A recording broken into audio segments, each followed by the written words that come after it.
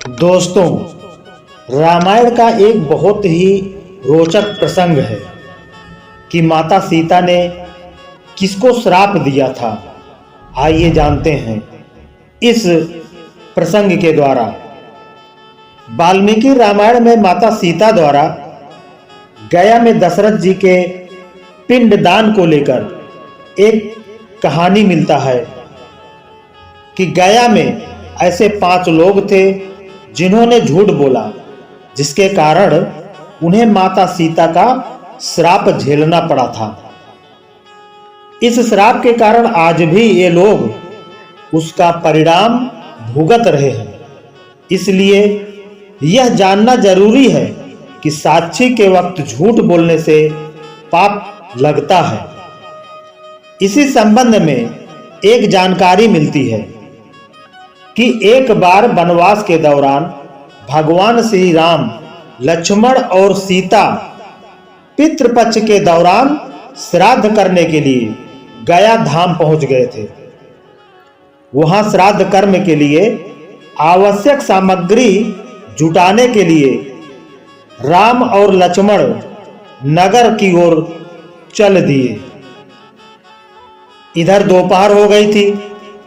पिंडदान का कुतब यानी शुभ मुहूर्त समय निकलता जा रहा था और सीता जी की व्यग्रता बढ़ती जा रही थी।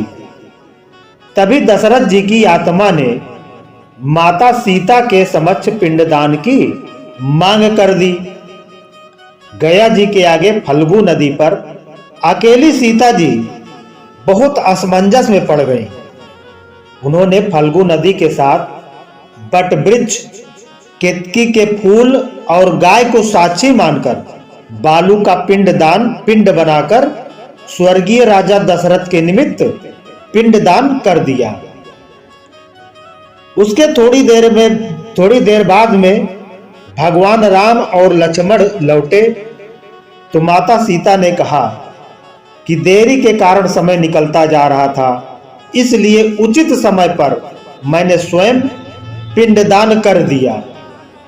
यह सुनकर श्री राम ने कहा कि बिना सामग्री के पिंडदान कैसे हो सकता है, इसका प्रमाण दो। तब सीता मैया ने कहा कि यह फाल्गु नदी की रेत, केतकी के फूल, गाय और बटवृक्ष मेरे द्वारा किए गए श्राद्ध कर्म की गवाही दे सकते हैं, लेकिन फाल्गु नदी, गाय और केतकी के फूल तीनों इस बात से मुकर गए। सिर्फ बटवृक्ष ने सही बात कही। तब सीता जी ने दशरथ का ध्यान करके उनसे ही गवाही देने की प्रार्थना की। दशरथ जी ने माता सीता जी की प्रार्थना स्वीकार करके घोषणा की कि ऐन वक्त पर सीता ने ही मुझे पिंडदान दिया है। इस बात पर राम आश्वस्त हुए, लेकिन तीनों गवाहों द्वारा झूठ बोलने पर माता सीता जी ने उनको क्रोधित होकर श्राप दे दिया कि फल्गु नदी जा तू सिर्फ नाम की नदी रहेगी, तुझमें पानी नहीं रहेगा। इस कारण फल्गु नदी आज भी गया में सूखी रहती है।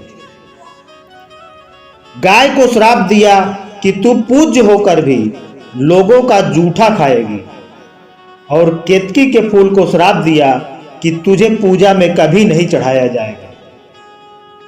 और बट वृक्ष को माता सीता जी का आशीर्वाद मिला कि उसे लंबी आयु प्राप्त होगी और वह दूसरों को छाया प्रदान करेगा, तथा पतिव्रता स्त्री तेरा स्मरण करके अपने पति की दीर्घ आयु की कामना करेगी। यही कारण है कि गाय को आज भी झूठा खाना पड़ता है और केतकी के फूल को पूजा पाठ में वर्जित रखा गया है। और फाल्गु नदी के तट पर सीता कुंड में पानी के अभाव में आज भी सिर्फ बालू या रेत से पिंडदान दिया जाता है।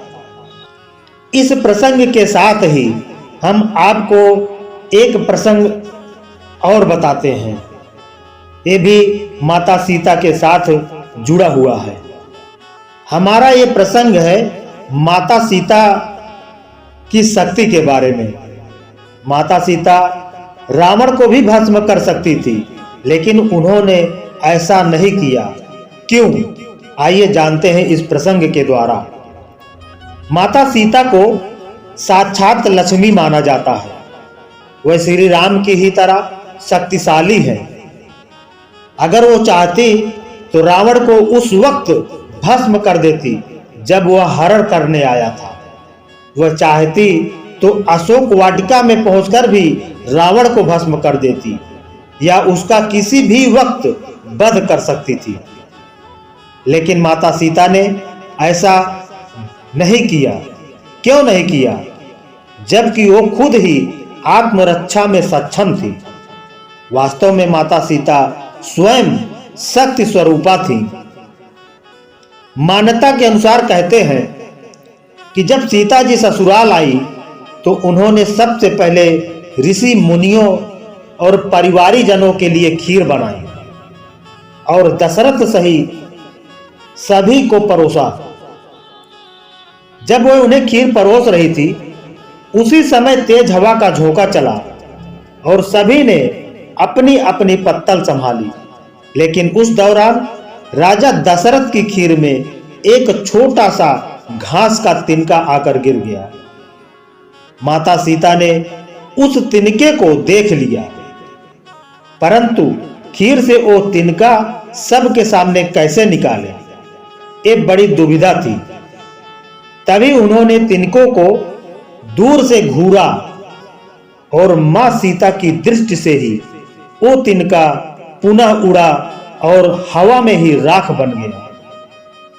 सीता जी को लगा कि उनका ये चमत्कार किसी ने नहीं देखा, लेकिन राजा दशरथ ने ये सब देख लिया था और वो समझ गए थे कि यह कोई साधारण स्त्री नहीं है, बल्कि जगत जननी है।